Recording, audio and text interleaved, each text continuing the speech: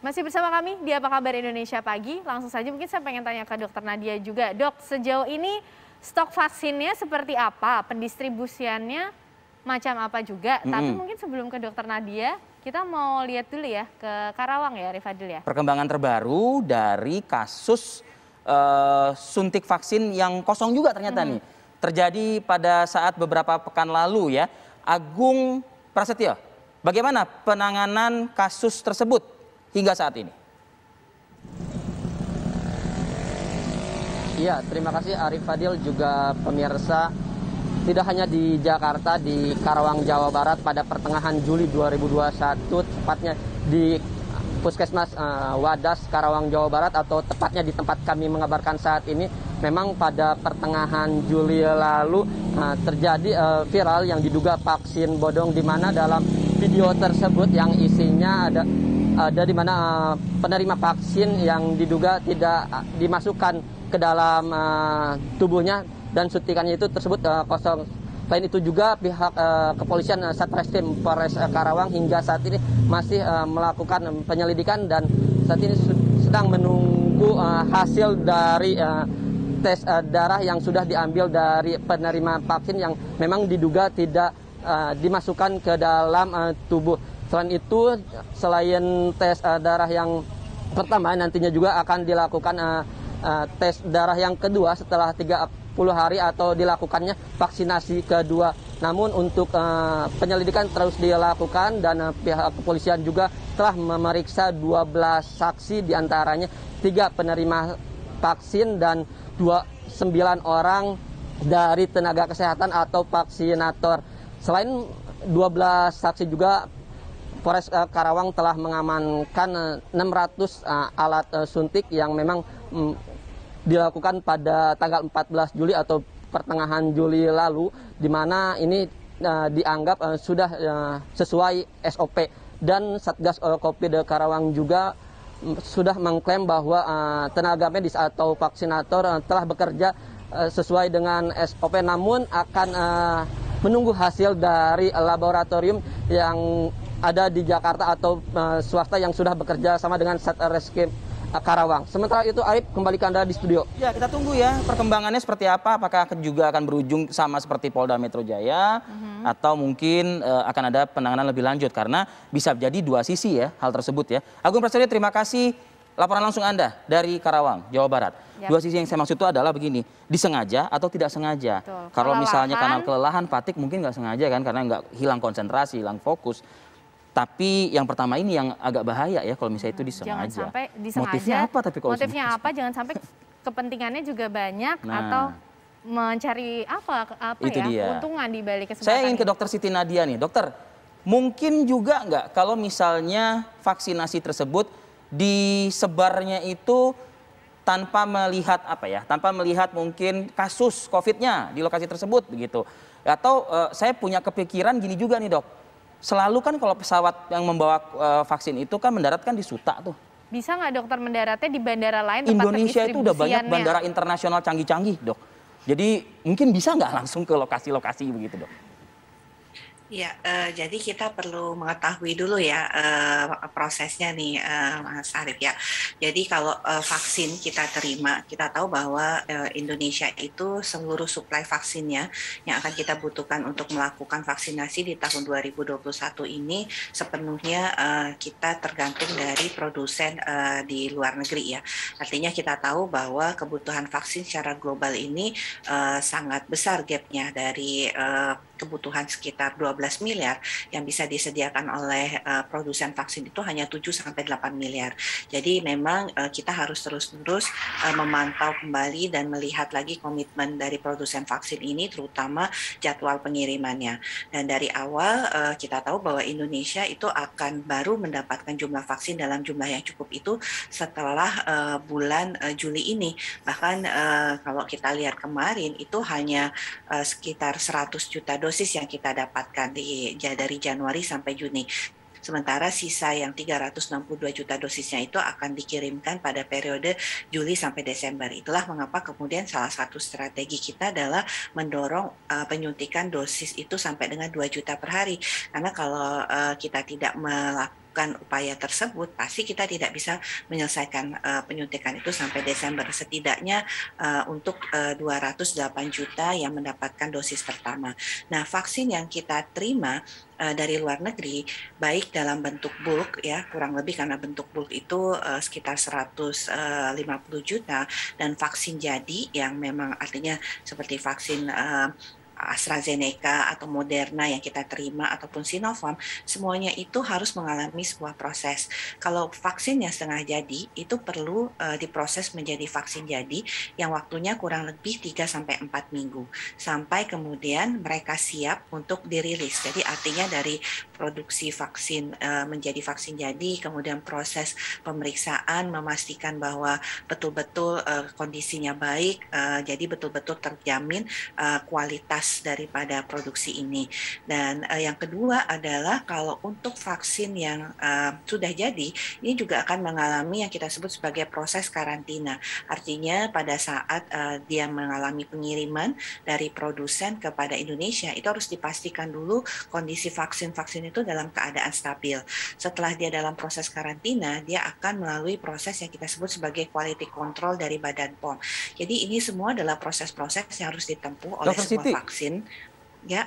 Supaya dipastikan keamanannya nih, Mas Arief. Betul. Jadi penting. Kenapa kita harus melakukan hal-hal tersebut? Indonesia memiliki berapa banyak tempat-tempat yang tadi Ibu jelaskan, Bu, yang begitu tiba vaksin kan harus diproses ya kan, dikarantina istilahnya tadi. Indonesia punya berapa tempat, Bu? Jangan-jangan cuma satu? Ya, yang pertama adalah yang melakukan proses untuk karantina dan quality control hanyalah Badan POM ya. Jadi untuk memastikan tadi dari aspek keamanan, kita yang hanya memiliki satu tempat nih untuk melakukan hal tersebut. Yang kedua adalah untuk proses menjadi vaksin jadi, ini hanya juga dilakukan oleh Bio Farma. Oke, Pak Indra mungkin mengevaluasi artinya sistem distribusi pembuatan vaksin, kesiapan vaksin sehingga bisa diberikan kepada masyarakat lebih cepat. Ya, kami melihat bahwa dengan jumlah stok yang terbatas ini adalah satu pekerjaan yang memang harus lebih diseriusi dan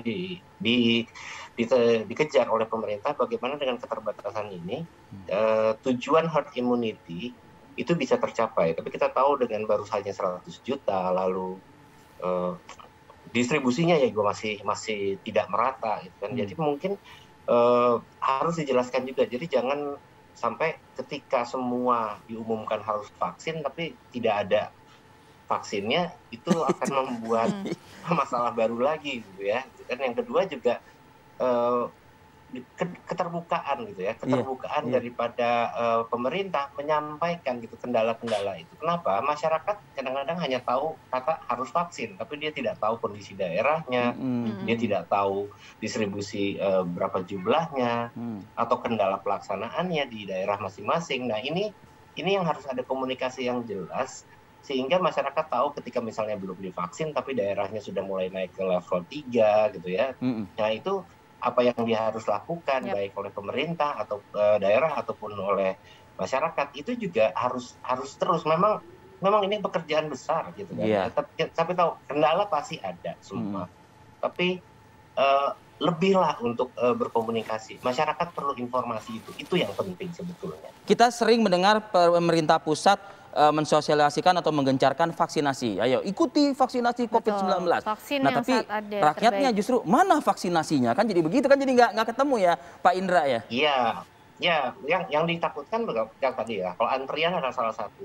Masalahnya ketika animonya ternyata tidak ya mereka mendapatkan vaksin, akhirnya apa yang terjadi? Kekecewaan gitu kan ya, nanti malah timbul ketidakpercayaan. Nah ini yang memang kendala. Jadi kan bagusnya adalah bagaimana dengan keterbatasan ini sasaran tembak dari vaksinasi ini juga melihat ke kondisi daerah masing-masing.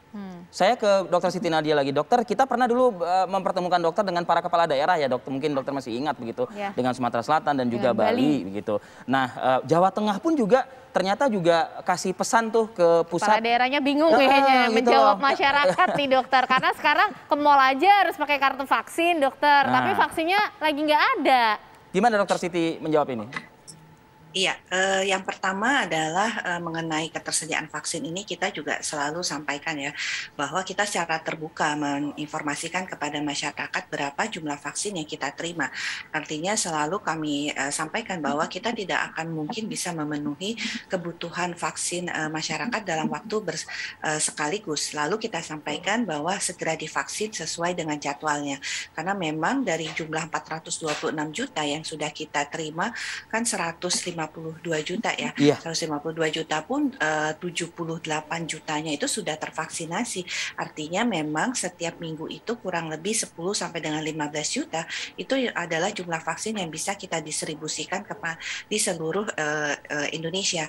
Sehingga selalu kami sampaikan kan kalau kita lihat di periode ketiga itu kita selalu sampaikan bahwa sasaran di periode ketiga yang jumlahnya hampir 181,5 juta itu dilakukan memang dibuka untuk seluruh kriteria sasaran, tapi dipertimbangkan daerah-daerah yang tadi ada laju penularan yang tinggi, kemudian ada kasus yang tinggi, dan pertimbangan-pertimbangan lainnya.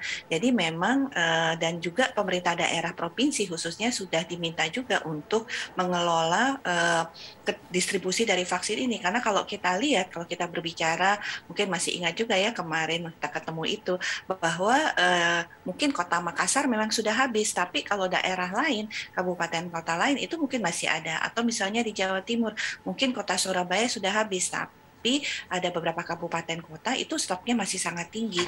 Nah ini jadinya penting juga ya untuk melakukan distribusi yang lebih baik dan merealokasi. Jadi dan itu domain kepala daerah ya?